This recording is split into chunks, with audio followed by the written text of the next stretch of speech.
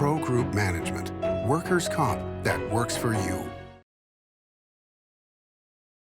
Welcome to Nevada Newsmakers, one of the state's top leaders. Andy's got the rundown. Sam, she's the minority leader of the state Senate. Senator Dina Titus joins us this morning and answers that question. Will she or won't she? Sam?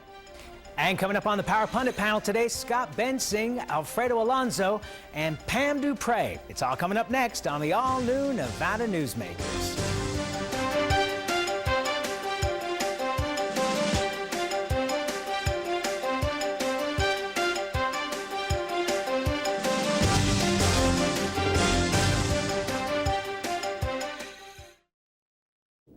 Nevada Newsmakers, brought to you in part by Charter Communication. The Abowed family has an appetite for dialogue. Agree or disagree, have the conversation. All opinions are welcome.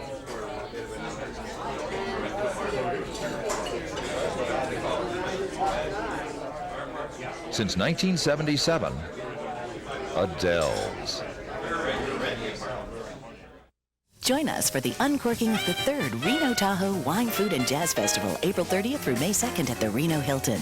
Sample wines, cooking demonstrations, live jazz, and purchase fine art at festival days. Try dishes from the Reno Hilton's finest restaurants and taste wines from over a dozen wineries at the Grand Tasting. And at the exclusive Winemakers Reception and Art Auction, meet winemakers from Cakebread Cellars, Sequoia Grove, Benziger, and others. A fine wine festival that won't need to age to perfection. April 30th through May 2nd only at the Reno Hilton. In business, the key to success is not the quantity of your clients, it's the quality of your clients. Almost all companies will tell you they want more sales, but what they really need are quality customers who pay their bills on time. With Employer Link's client vendor screening program, we provide comprehensive reports regarding the financial performance of your corporate prospects, customers, and vendors. Build your business with great clients and vendors. Call Employer Links today at 883-3733. If you own a business and want to maximize your company's potential, join the Retail Association of Nevada. Our membership benefits include the Nevada Retail Network Self-Insured Group, providing workers' compensation coverage that can lower your rates. That savings can go directly to your bottom line. We are an effective pro-business organization that lobbies on behalf of our business members. The Retail Association of Nevada, protecting Nevada businesses for 35 years. Call 882-1700 to see what we can do for your organization. This is Nevada Newsmakers with host Sam Shad, political analyst Ande Engleman, a no-holds-barred political forum. Now, from the Nevada Newsmakers Broadcast Center, here is Sam Shad. And back on Nevada Newsmakers, we're joined by Senator Dina Titus, who is the minority leader in the Senate. Welcome. Well, thank you. Nice to be here. Thank you. You've got a lot of challenges coming up this year, but all right, I've heard the talk. Do you think you're going to run for governor in the year 2006? Well, right now I'm running for re-election to my Senate seat, but yes, I'm throwing my hat in the ring for governor in 2 years. Okay, now you know that Oscar Goodman is now thinking about running for governor. We've got Richard Perkins running for governor, Jim Gibbons running for governor. Is this a good time to be running for governor? Well, I think it is, because it's an open seat, and with so many people who are looking at it, it makes it harder for any one person to be anointed, and that's good for me, I believe. Good for the public, too. Well, you're right about that, Andy. But now Oscar, of course, has been getting in a little trouble lately. He's made some news in southern Nevada with ethics issues, so a lot can happen between now and 2006. Well, do you think that, I mean, these ethics issues have to do with a cocktail party for mayors that evidently he hoped would benefit his son's company or something to that effect? I don't know all the details, and I haven't talked to Mayor Goodman about it. But these are things going before the Ethics Commission. Do you think this could hurt him, or do you think he's just so loved down there that it won't really make any difference? Well, he's very popular and very charismatic. He can drink a martini on TV, and everybody thinks that's cute. If I did it, they probably wouldn't think that. But I believe what's happening is when he says, I'm the mayor, I can run the city any way I want to, and I'm the best lawyer I know, and starts using some mob talk, maybe it's not quite as cute as it used to be. What about Jim Gibbons, Congressman Gibbons? You think he'll be hard opponent? Well, he'll be formidable because he's run almost statewide because his district goes down in the South, and he's got experience. He's very conservative, has a bad record on the environment, which I think I have a good record on. But if he's the Republican nominee, I think it'll be a tough race. You know, I think we just heard the opening salvos of this is the great. 2006 election. You're going to here. ask her about Perkins now? Well, yeah, Richard Perkins. Well, I've served with Richard Perkins. He's a good man. I think we have different styles and different priorities, and some of the ethics questions regarding his kind of double dipping have come to the fore recently. So if you do a primary, though, and you look at who votes in primaries, I think I can win a primary because you've got the hardcore Democrats, you've got women, you've got environmentalists, you've got minorities, and I think I have a strong base there. So we'll just have to see. And that would be the first woman governor. It definitely would be. Okay, yesterday we spoke with Governor Kenny Gwynn, and I kind of want to get your thoughts on, if you were governor today, what would you be doing differently than Governor Gwynn is doing now? Well, that's an interesting question. He's come That's my out job. of that. I'm stalling for time here a little bit. That's a tough one, Sam. I agree with him that I don't think taxes can be addressed in this next session. We've got to hope that there's a little surplus because we're going into the session without some of the money that we had before. If you look at the loss of the estate tax, about and $100 million some of those short, federal programs. So I agree with him on that. You know, the legacy of Bob Miller was class size reduction. The legacy of Kenny Gwynn, I think, is going to be the Millennium Scholarship. My priorities are a little different. I've always supported education. I'm an educator myself. But I think we need to start acting like a whole state instead of the North and the South or the urbans and the rurals. And I'll give you one example. We have no state water plan, no state energy plan. Those are the kind of things I think I'd be focusing on.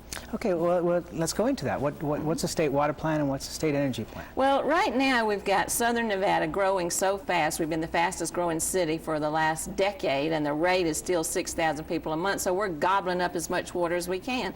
That threatens the rural areas where you've got farming and also recreation and wildlife.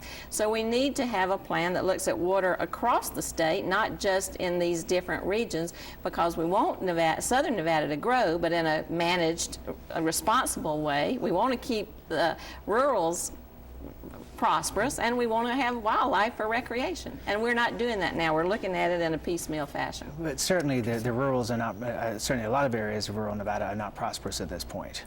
Well, you're right. And do we really want to encourage, farming in a desert? Does it make sense? Well, now, it's not all desert, and there's a lot of water in rural Nevada. Now, that doesn't mean some of it shouldn't go to Southern Nevada, but if you do that, it shouldn't be just a water grab. It should be done in a responsible manner, and that's what we don't have in the state, that kind of long-range planning approach. Okay. Do you want to address energy?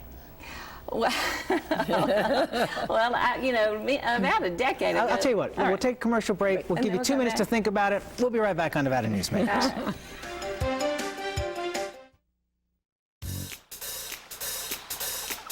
Atlantis is cooking up a party. It's every diner's paradise. Toucan Charlie's Buffet and Grill, voted Reno's best buffet by locals year after year. Experience the Mongolian barbecue, new Asian station, and sumptuous exhibition stations filled with fresh entrees, salads, and desserts. Try the Friday night seafood buffet and Sunday champagne brunch. Atlantis.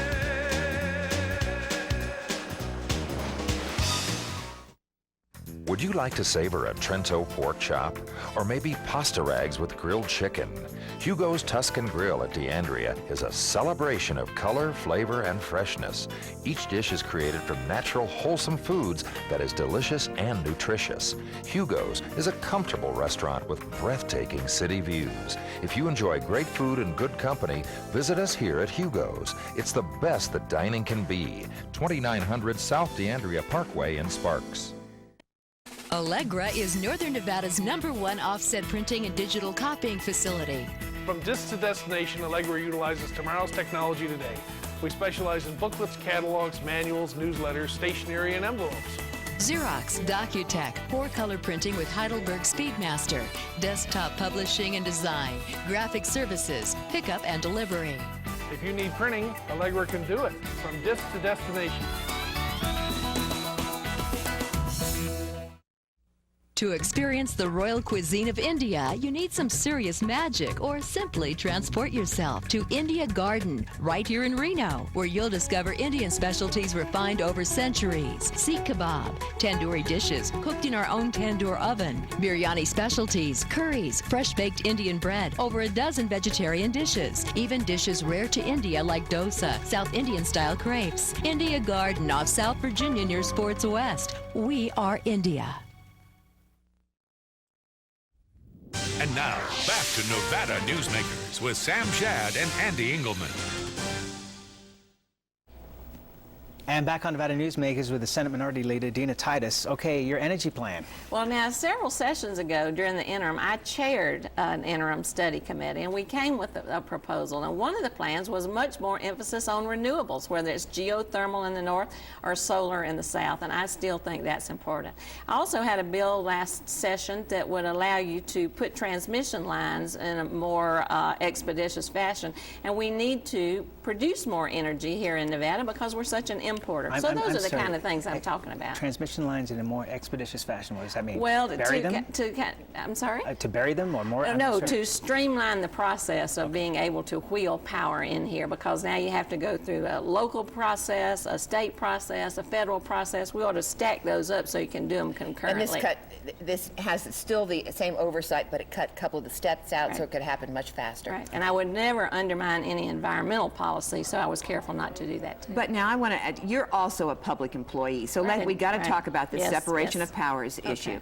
You work at University of Nevada, Las Vegas, teaching teaching political science. And certainly in political science, you cover separation of powers. Yes, I do. And we've got a constitution that says there's supposed to be separation of powers. You swear to uphold the Constitution, but you take office. Well, you know, I'm in the executive branch. Technically, the university is part of the executive branch, but I don't perform any executive function. I teach classes, I write articles, and publish. The governor doesn't hire or fire me, nor does he hire or fire anybody who does hire or fire me, because the regents are elected. If you look closely at the history of the separation of powers, even Madison, in one of the Federalist Papers, everybody loves to quote the Federalist Papers, says that we are not talking about a wholly separate with no exchange among the branches. You have to be practical. The Chief Justice, John Marshall, served at the same time as ambassador to England. That's not separation of powers, and he was one early on interpreting it.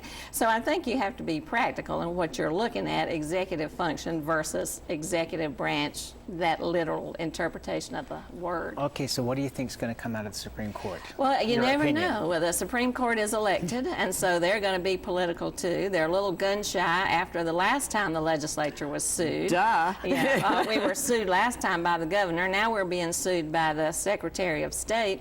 What I fear is that the legislature as an institution is losing power, because every time somebody doesn't like what we do, they'll run to the Supreme Court and sue us and try to get some kind of writ. But isn't that the balance, though? Isn't that what the United States government is all about? Is I mean, that's the checks and balances, right? Well, yes, that's true. We do need checks and balances, and we need the Supreme Court to rule on the unconstitutionality of laws that we pass. But I'm not sure you want an elected Supreme Court telling a legislature what it can and can't do, and a governor who can sue the legislature. You don't see the president suing the Congress and the U.S. Supreme Court, and that's supposed to be the basis of that separation of powers. The legislature is the most accountable, most accessible people's branch, and the more they lose power, the more people lose power. Right, when you serve, you take a leave of absence from the school? You're exactly right, Andy. From the very beginning, I've taken a leave of absence without pay. I've lost about $200,000. I gave the press my IRS forms. If everybody had done that, I think the public would be less outraged. What about health benefits? Do you get? For the first several years, I went on my husband's health benefit, and then I found out that they pay health benefits for anybody who takes a leave, whether it's sabbatical or not. So then they picked me up. It's not something special for me as a legislator.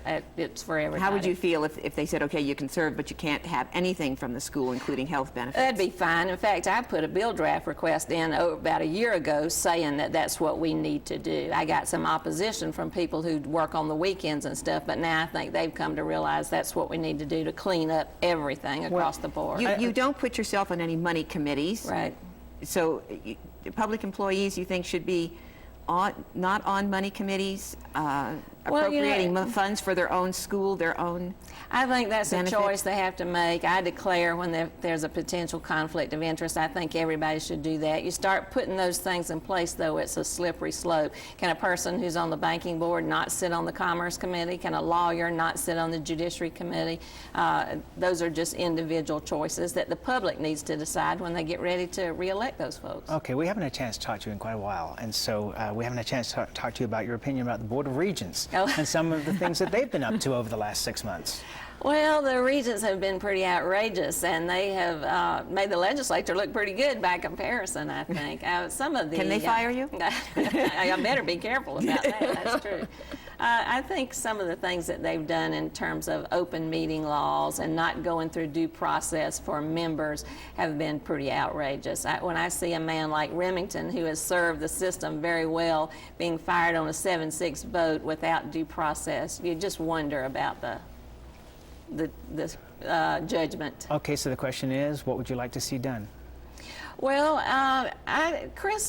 June Kiliani had a bill to go from elected regents to appointed regents. I don't know that you need to do that, but I think you need a smaller body because it's gotten so big now it's kind of dysfunctional, and they need to serve shorter terms because you get in there for 6 years, that's a lifetime practically. If they're up every 4 years, I think the public could hold them more accountable. And Senator Townsend said that Chris's bill may be the first one through the legislature this session. I think he's sat through a couple of those regents meetings lately, and he doesn't want to have to do it again. Let me ask you, Ray Rawson stepped down from his position at the university. Did that surprise you? It did. I hate that he had to do that or felt like he had to do it. I think it was a mistake, but that was a political decision, not an ethical decision. Bob Beers has beaten him over the head with everything he can, and I think Ray figured that there was the only way he'd have a chance to counter those criticisms. In his press release, he criticized other members of the legislature who work at the university who also have not resigned their jobs. Was that quite cricket? It wasn't, and I didn't appreciate that. He had called me in advance to tell me he was going to do this, and then he called me afterwards to say he was sorry. I think it's just part of the rhetoric. Okay, Senator Dina Titus, welcome on this program anytime. Well, it's my pleasure. We'll see you again soon. We'll be right back on Nevada Newsmakers with the Pundit panel after this. In business, the key to success is not the quantity of your clients, it's the quality of your clients. Almost all companies will tell you they want more sales, but what they really need are quality customers who pay their bills on time.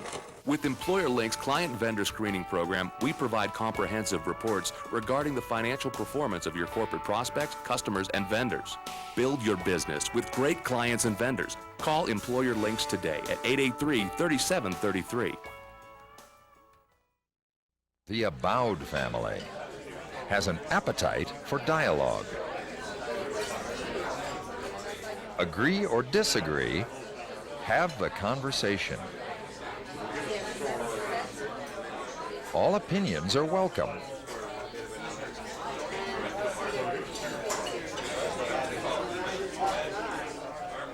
Since 1977, Adele's. Your home is an expression of all things comforting and familiar. For custom storage, you can count on California Closets to provide quality, value, and design integrity. The process is easy, combining your personal style with our organizing expertise. We care about what matters most to you, making your home functional and beautiful. California Closets, simplifying home and life since 1978. Call today for your complimentary design consultation. Join us for the uncorking of the 3rd Reno Tahoe Wine, Food, and Jazz Festival, April 30th through May 2nd at the Reno Hilton. Sample wines, cooking demonstrations, live jazz, and purchase fine art at festival days. Try dishes from the Reno Hilton's finest restaurants and taste wines from over a dozen wineries at the Grand Tasting. And at the exclusive Winemakers Reception and Art Auction, meet winemakers from Cakebread Cellars, Sequoia Grove, Benziger, and others. A fine wine festival that won't need to age to perfection. April 30th through May 2nd, only at the Reno Hilton. And now, back to Nevada Newsmakers with Sam Shad and Ande Engleman. And back on Nevada Newsmakers, time for our Power Pundit panel. They're already going at it here this morning. We welcome Alfredo Alonso. He's with Government Affairs at Lionel, Sawyer, and Collins. Scott Bensing, who's Chief of Staff to Senator John Ensign. Good to have you here. And Pam duPre, who's the Executive Director of the Washoe County Democratic Party. Scott's first visit, and we hope first of many? Well, let's start out, Alfredo. Declaration of running for governor from Dina Titus. Your thoughts?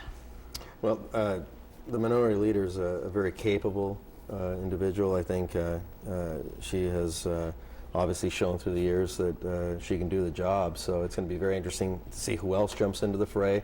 I think it's going to be a crowded race in both parties, and I certainly am one to watch. I'm going to enjoy it.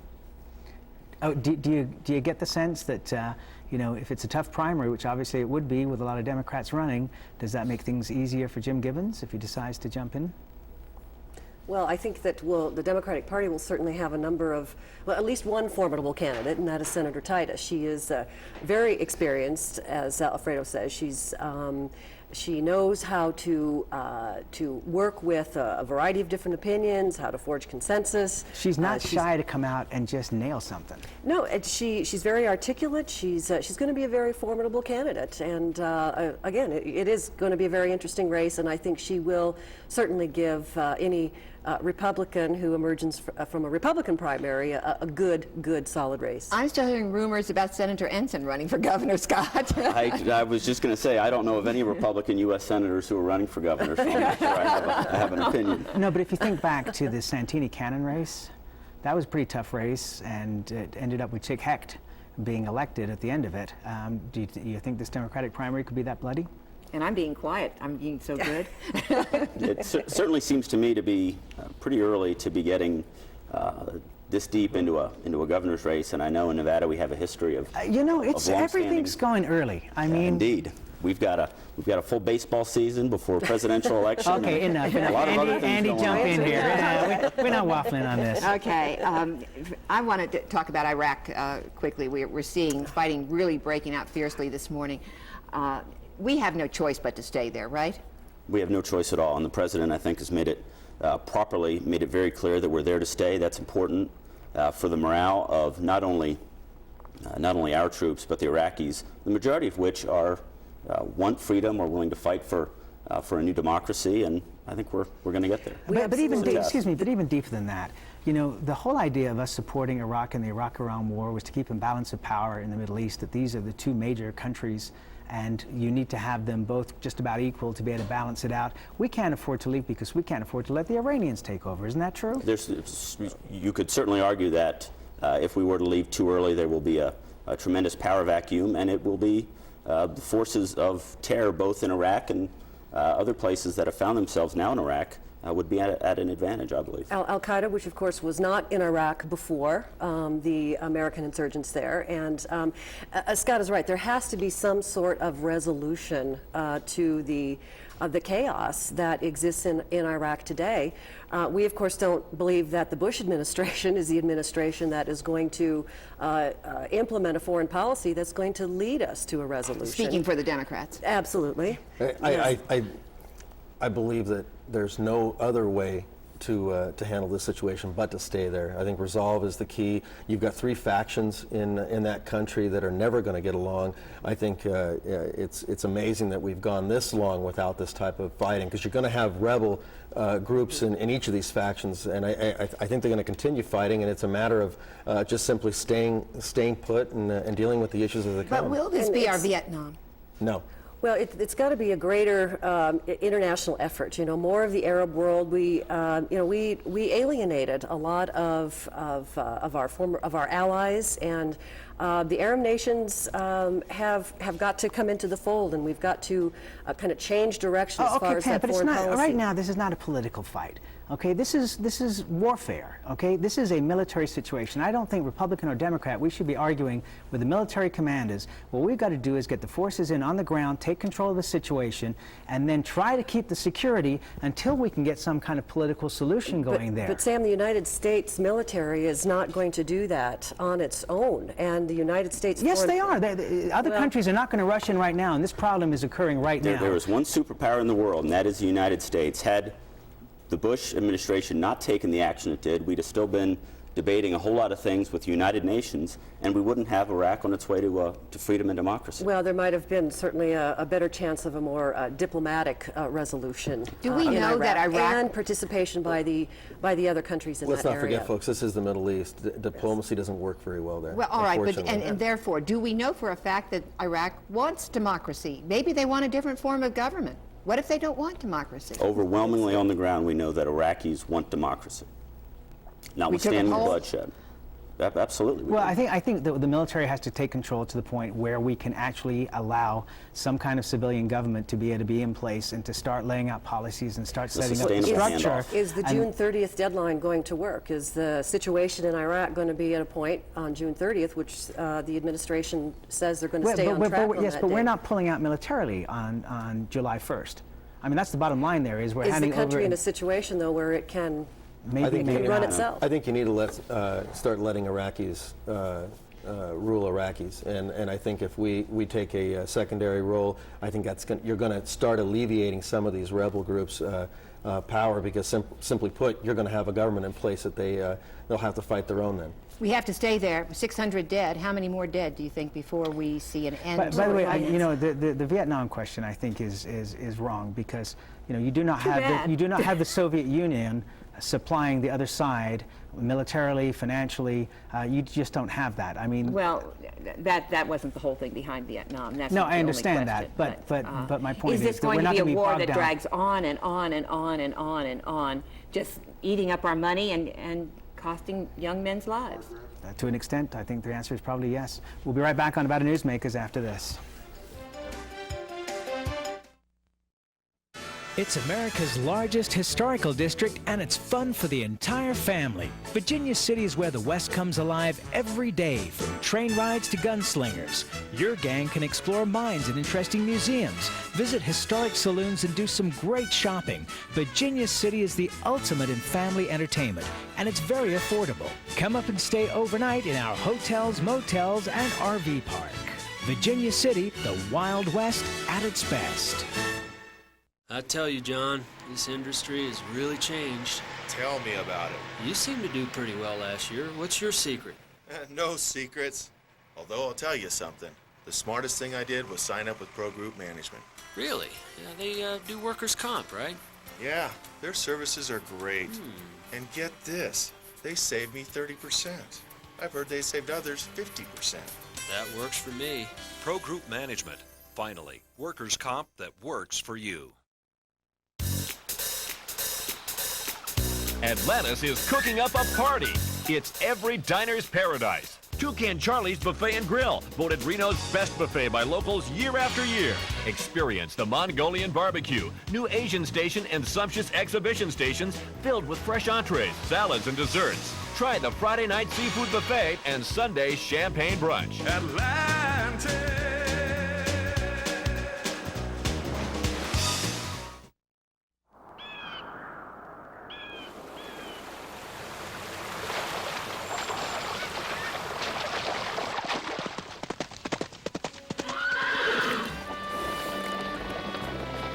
When you sign up for Wells Fargo free checking, you get more than free checking.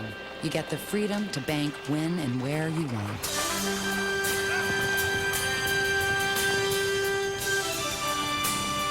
Wells Fargo, the next stage.